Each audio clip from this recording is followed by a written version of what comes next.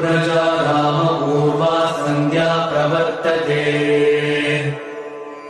उत्तिष्ठ नरसार्दूल कर्तव्यम् दैवमात्मिकम्